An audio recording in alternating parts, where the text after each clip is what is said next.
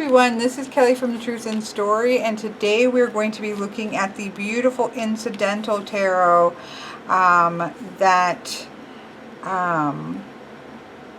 Miss Jamie sent to me today in a box of goodies, and so we'll be taking a look at that. I'm quite excited about this because this is a deck that is by the same artist as the Curious Oracle, which I absolutely adore, and so this has been on my wish list for a while because definitely to use with this, but also to use on its own, but also to use with this loveliness here. So quite excited about that. I'm really excited to take a look at this deck so that I can start shuffling and using it. Now, this deck does not have a guidebook, much like the paper.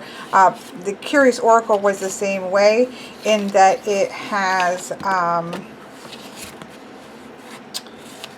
a paper here. It's got a regular tuck box. It's not horrible. It's not great. It's just a tuck box. I mean, it's just one of those things. It's, when you independently publish, it's easier to do tuck boxes. I came across the same issue. Do we all love the gorgeously made boxes? Yes, we do. But this tuck box works just as well for me. And so that's what we have here. Here's the backing of the cards, which are really gorgeous and really hold true with, I think, the tones of the rest of the cards. On the faces, I don't like that we've literally got 1, 2, 3 borders. I don't like that. I would love to get rid of this white border, but I don't like pointy cards, and I don't really like when you cut into and around a border. I would have to, if I cut without that black, that's what I could do, is if I cut inside of that black and then rounded it, it wouldn't bother me as much. So I'm going to look to see if some people have, but I do like the size of it. So I'm not 100% sold, so I'm going to look up and see some trimmings people have done with this just to see. But, it's a nice size. It's a little bit wider than a traditional. I'm shifting cards about at the moment. So I don't have, it's a fairly typical tarot height. It's just a little bit wider. So, you're not going to lose a ton of height by taking the white off, and it's going to make it more of a traditional width. So I really wouldn't lose too much. I just want to see how I want to manage that if I do. But anyways, it's not the size whatsoever. It's a good size. It's just, I just don't like all the borders. That's just personal preference. So, and I probably will color this, one of these beautiful, like orange or red. I don't know. Probably the orange, if I can find a color similar to that. So more than likely that's what I will do, which I think would look better if it wasn't with white on the face. So just those things. It's the things that we think of when when we are deck modifiers. So in terms of a book, we have a paper here. I will say that somehow I lost this portion of the reading, and so I have already done the rest of the walkthrough. I'm kind of coming back to do this, and I will say that when I've needed to look up, where they've changed whether they've changed things or not, it's quite a nice amount of information. These are really, even though there's a lot of title changes in the majors, and there are changes in the court cards, as you'll see, they still stay fairly traditional meanings. And so that's what we have here. But it's, I think, well written. It has the number, the name. It has a little paragraph on what it means. It has the card in one word on just the majors. The majors all have a one-word card key, and then it has some keywords for the reversed ones. And then you have a similar on the back. You have a little paragraph but no, and a smaller maybe reversal. So you do have a little bit more with the majors, which makes sense. That tends to be with little white books. So basically it's a little white book like you would get, just in a sheet form. So let's take a look at the cards. So now you will see that the some of the cards are quite changed in the Major Arcana especially, but I believe that the energy is all pretty much there. We're going to walk through this together and see, but of course here we start with the Fool, and again this is idea of potential. This is very similar to what we would think of as the Fool card, no change there. Now the Magician is called the Red King. However, if you read the little pamphlet, it says the ability to manifest energy of the unseen world, to bring forth and utilize its power on earth, a position of great advantage, proceed with confidence, strength, and sense of empowered responsibility, and the key word is manifest. So to me, this is the, no question, this relates to the Magician, even though in this sort of medieval world, we have the Red King here. Here we have the beautiful High Priestess, again, idea of perception, the incarnation of yin, the embodiment of water, emotion, intuition, connection, to feel, to see beyond the physical manifestation of energy is her gift, psychic energy, intuitive counsel. Really great little pamphlet, let's just say. Not a lot of words, but very well written, and I think really gets to the essence of the card. Love this Empress. I mean, this is definitely a Mother Earth kind of Empress, not sort of much the seat of the power of the traditional older Empresses, but she's just beautiful. Abundance, right? This, and the key word here is flourishing, so I think that you can certainly see that. We have the Emperor, who definitely looks like King Arthur here to me.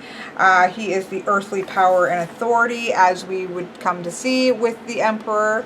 And he just looks, I love him. He looks like the Knight of the Round Table. You can see that these internal frames shift and change throughout, and it's some of them, the Fool doesn't have it, but the rest of them, you can see how those are shifting the internal border. Again, not a huge fan of border after, you know, white border, border, border. I'd love to take that off. I've got to look and see who's trimmed it just to see if that's an option. It wouldn't really bother me on the outside because it should just take it in there. But I love these changing borders within. I do think they're lovely. Here, instead of the Hierophant, we have the Cathedral, but you still get the same idea. It's that beautiful cathedral type church. So we still get that understanding of institution, of organized religion, of tradition. But they definitely have, she definitely has that idea of submission, where we often see the supplicants to the Hierophant. But I do think this works really well for the Hierophant. You get that same idea, or the energy. We have the Lover's card that looks, you know, very hearts, from the heart suit here. I like that at least we have the three. I like to have three aspects. So we do have the heart and the flame sort of as that higher consciousness, and then the conscious and the subconscious. So this still works for me. Very, very romantic, beautiful lovers, sweet lovers card. Very traditional Chariot card, black and white horses. They look to be Pegasus. I do like that it looks as if the black horse has white wings and the white horse has black wings. That I do quite love.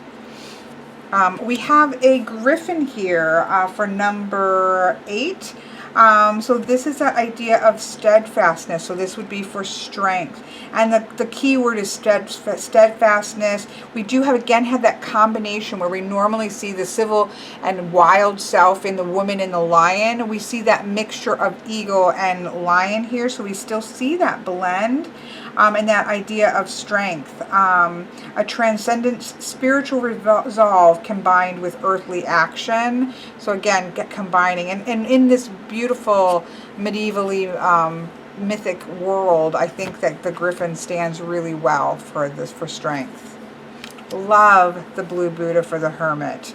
How gorgeous is this? Purposeful disconnection, meditation, solitude, soul searching. This is the Hermit card. It works beautifully. I love it. Love that there is a Triskelion here instead of the wheel. I have a tattoo of a Triskel, the turnings of fate. It stays the same idea as the Wheel of Fortune. It's just shifted, but it works seamlessly. We have Justice at 11. So we have traditional Justice here with her scales and her sword. Here we have the Eclipse is stunning, right? Because again, so we have a crucial moment of introspection, old patterns closing, new opportunities arising between dark and light. This place of submission is where breakthroughs occur. Stop reaching, stop pushing, find your wisdom through silence and introspection. To define eclipse in a word is to surrender. So this to me is quite different than the traditional. So this is really, this would traditionally be the Hanged Man. It's sort of surrendering to the energy. So this is, to me, but says to stop pushing, stop reaching, and just surrender to the situation. And you're going to gain that new perspective that we see with the Hanged Man. So absolutely stunning. Love, love, love it. Death is gorgeous. Great or calamitous change, a chance to prepare for the shift it brings, transformation. I love the little plants growing out of the skull.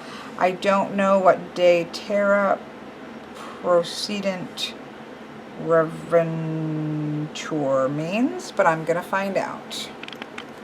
I'll have to look at I could Google translate. It appears to be Latin, and this is it's basically in the earth or in the ground. You're obviously dead, and this is again, and this looks to be the earth, right? But precedent, I keep getting different things. PROCEDUNT.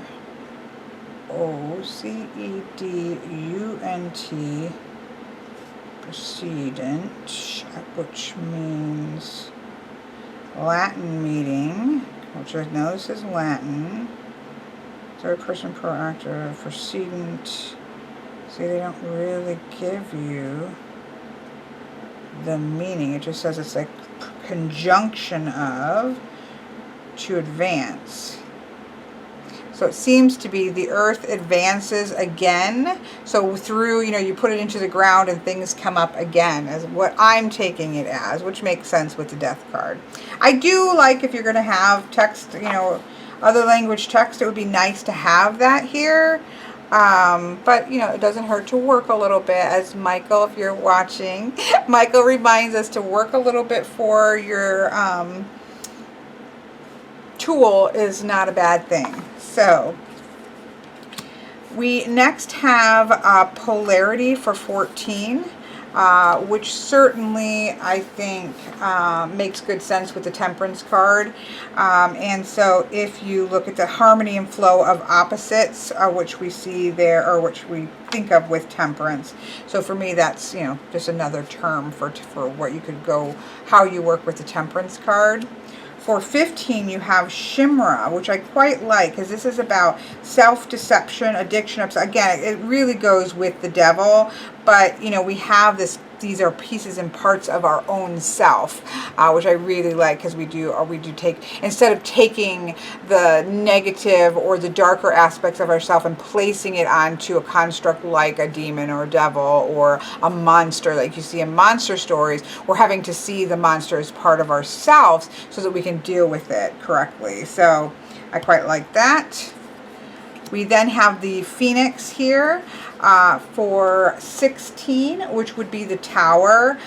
We've got Rising from the Ashes, and we've even got the fire there. We've got the destruction, but then what's going to come out of that? Because it doesn't stop, right? The Tower doesn't just halt all things. There has been a shakeup. There has been a major happening, and now what's going to rise from the ashes? I quite like that. I'm going to come back because I messaged my friend Bart, because he knows Latin better than me, which means easy because I know nothing. And he would translate this as, from earth they come, to earth they'll return. Ah, that makes sense. That makes sense. So I just had to throw that in there. Post getting there. Thank you to Bart. He's my go-to translation on anything translation oriented. So yes, a phoenix works beautifully. Then we have the Grail for the star card. I think this is wonderful. This feels very King Arthur. This feels like the Knights of the Round Table with Buddha as well. But it has that feeling, and so I think that having the Grail as the star card, I think is beautiful. It's that blessing, it's the illumination, it's the hope. They were continually going forward and facing all of these challenges because they were hoping, you know, to reach the Holy Grail. So I just think it's beautiful. I think it works lovely as the star card.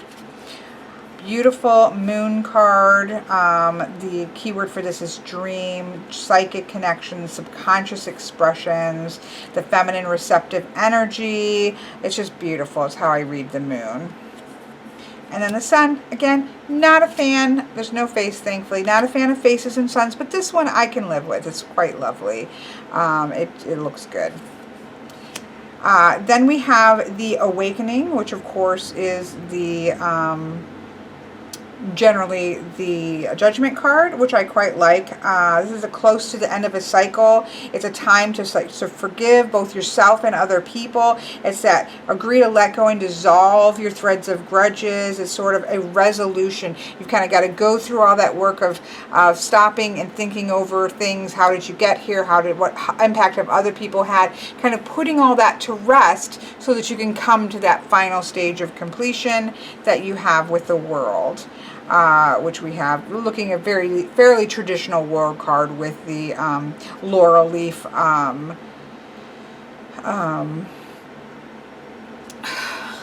wreath, the dancing woman in the middle. It's quite, you know, it's quite traditional world card. So that wraps up the traditional with some name changes, but as you see, they really don't change the energy. The energy is quite the same. Of the major arcana, there are 2 additional cards in this. They're called talismans. One is the labyrinth, which is the keyword is of opportunity. It says a powerful portent of opportunity and courage. You are posed to step out of the mundane world and enter a powerful and magical place where dreams can be manifest. The gateway to profound liberation. Labyrinth is the key that can open any door if you will only take the step to enter it. And then the second talisman is Eridine, and she is the guide in the labyrinth. So protectress, pathfinder, and guide. She spins the threads that governs our fates and weaves them together amongst the stars where she resides. To receive the I don't know if it's Eridine or Aradine, or I think it's I guess I should look it up. Talisman in a reading is a great omen. You have a powerful ally that will come to your aid and help you out of the dark labyrinth. And this stands for guide. I just think it's stunning, and I love it. So those are 2 extra cards. I will leave those in at first. Sometimes I keep, very rarely, the Fountain Tarot. And I did the Pagan Other Words for a while because I really loved the Seeker card, but I did end up taking it out. It kind of messed with my flow.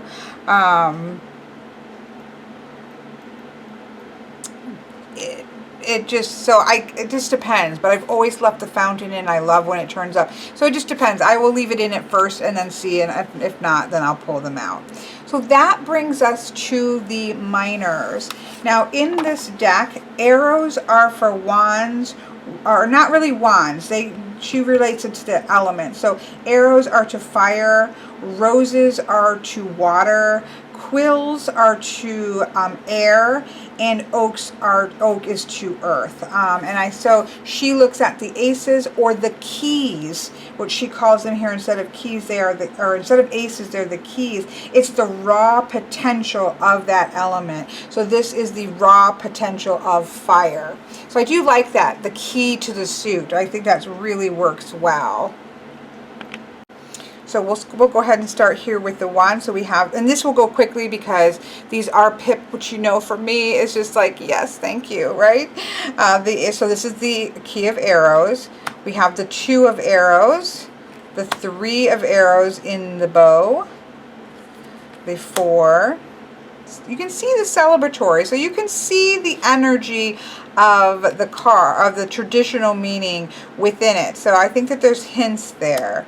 The 5, kind of stuff going in all different directions.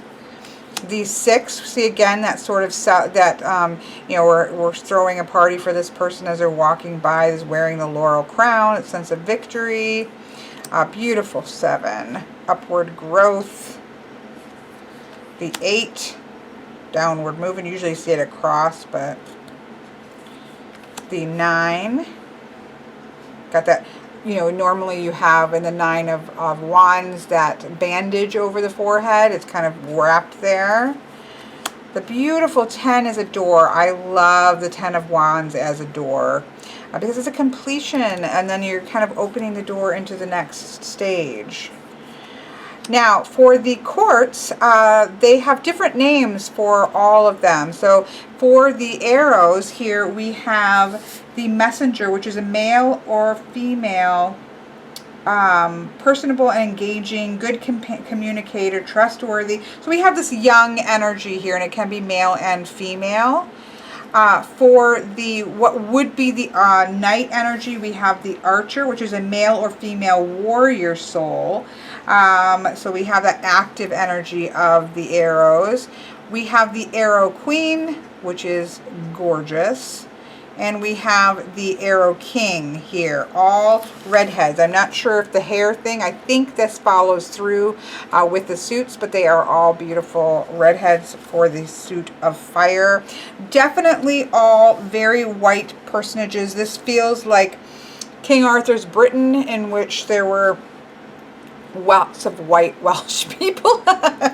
So this is definitely definitely a medieval English Welshish you know, kind of deck, and you can certainly see that reflected here. Here we have the rose key.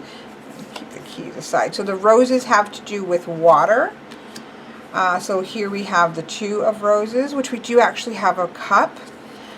Beautiful 3, which is very reflective of the spirals that you'll find in traditional pip decks. The 4 of roses. The 5 of roses with the broken and the 3. If you read Rider-Waite-Smith, you can certainly see that energy. The 6 of roses. The 7 of roses.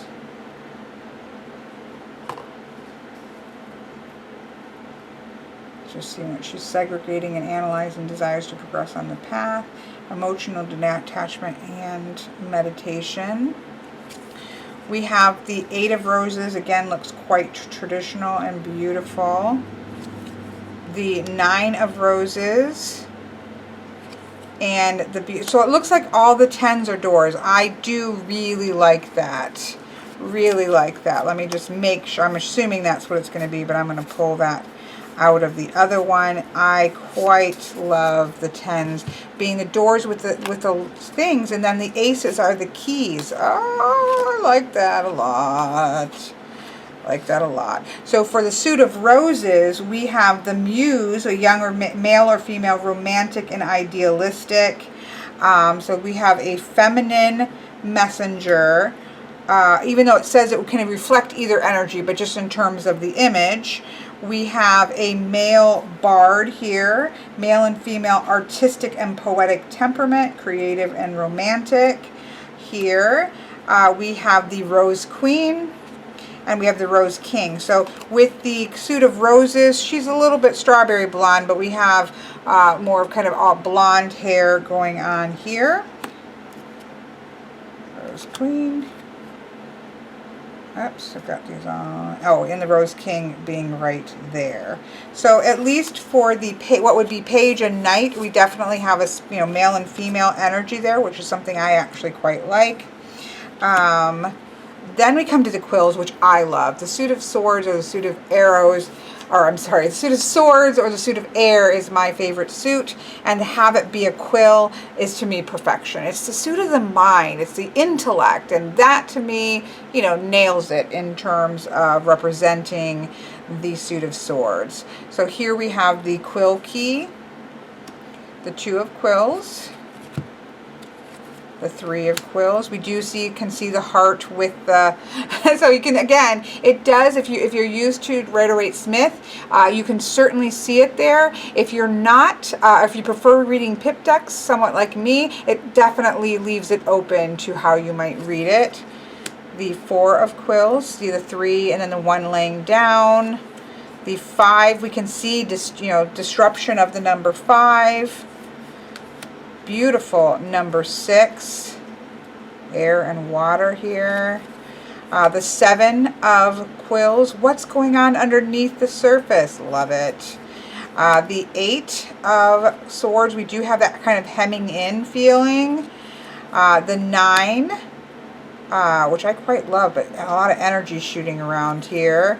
And then the 10 being the door. I love the doors. I love the doors for the 10s. Completion of a cycle. Now put the key in and start, on your next journey. The oracle for the 10, intelligent, sharp-witted, insightful, truth seeker. We have obviously dark hair in this particular one. We have the alchemist here, a male and female with intense, mysterious personality.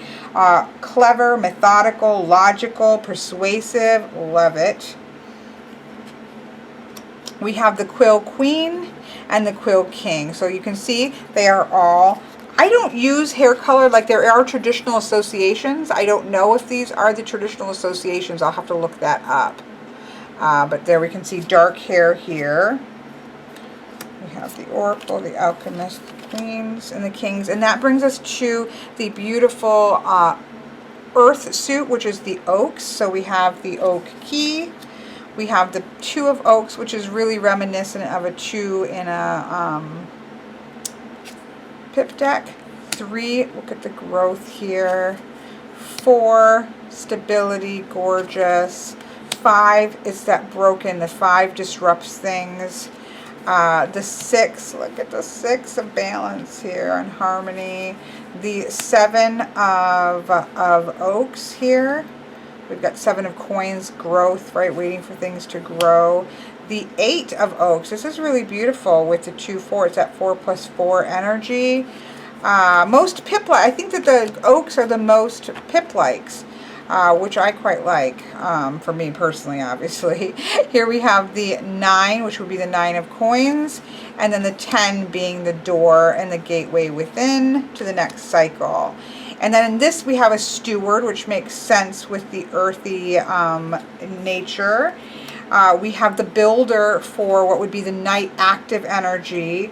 The gorgeous oak queen and king. And so here we have less dark. It's more of a brunette. No, I don't know. It's like a darker, almost brown black, and then a more reddish brown tone in the earth. So we definitely have hair colors going on with the quartz. So I think that they, these changes here, make sense that we have, we have feminine and masculine energy for that particular suit. I think it makes sense. I think it's neat to do different things, try new things. I love the keys for the aces. Let me zoom out here. I love the keys for the aces. I love the doors for the 10s. To me, that is fabulous. Absolutely fabulous. So real big fan of that. Big fan of the pips with the energy built in so that you can, kind of tap into that if that's something that you're comfortable with. But then it does leave things more open, very much like the Pagan Otherworlds. So that makes it a good deck for me as a reader because I can use it with clients and they can recognize the energy of the card from what they're familiar with, but still allow me the pip. So this is like one of those very similar, for me, seems to be similar to the Pagan Otherworlds, where it will be a good one for me to use with clients. It's kind of a compromise. So I'm loving that. So let's see how these shuffle. Size-wise, let's see. This is kind of standard. It's about standard tarot height, but it's wider. Pagan Otherworlds is taller. It's a bigger deck anyways, and it's, again, wider. So I would consider this to be a fairly standard height with some more width to it. Make sure I'm not going to mess it up. It's a little stiff to shuffle, but I don't think this has been, I know this was in her collection, but I would say this hasn't really been used too much because it doesn't feel like that. So this may very well break in. For a rifle shuffler, it's a little stiff, but it's so beautiful.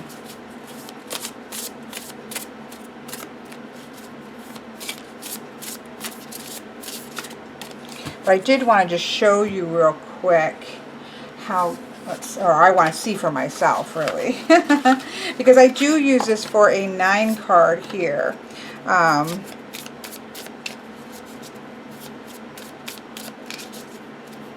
Just kind of see what we get here. I just want to see them more visually together than anything, because again, I adore this. I adore this deck.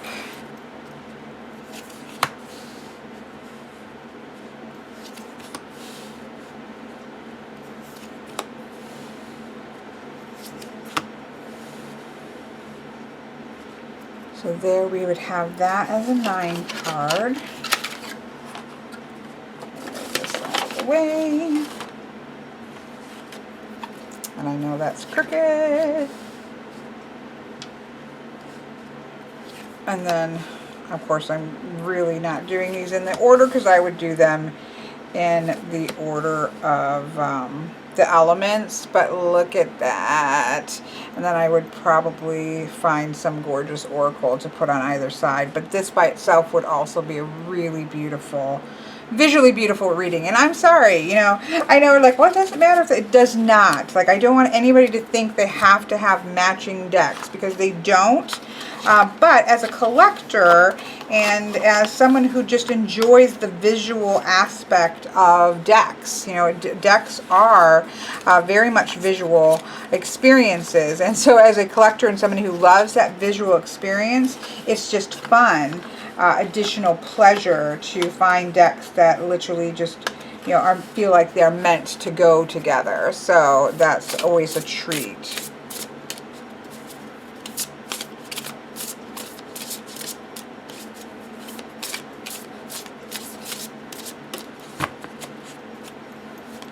So let's take 3 cards above.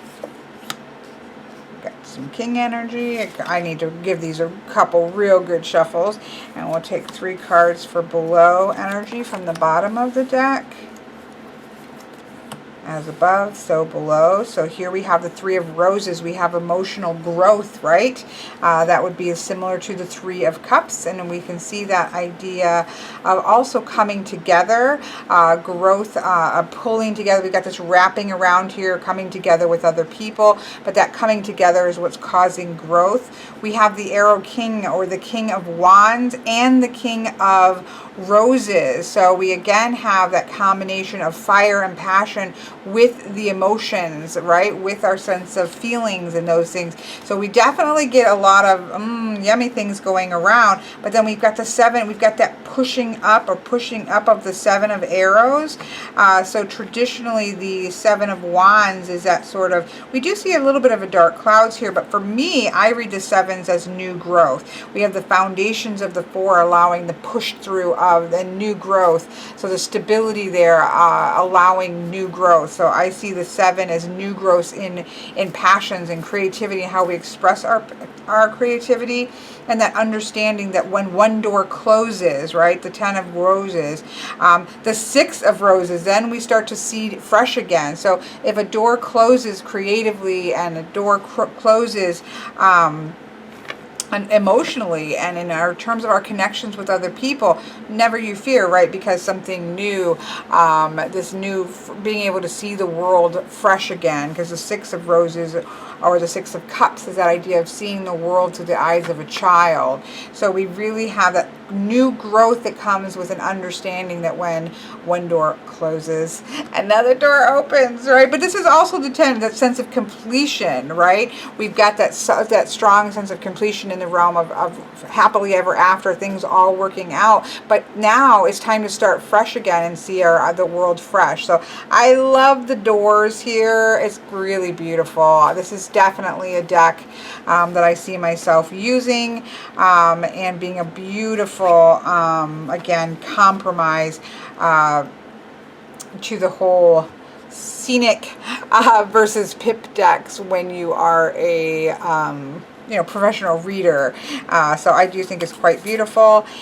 Thank you to Miss Jamie who sent this to me, and thank you all for watching.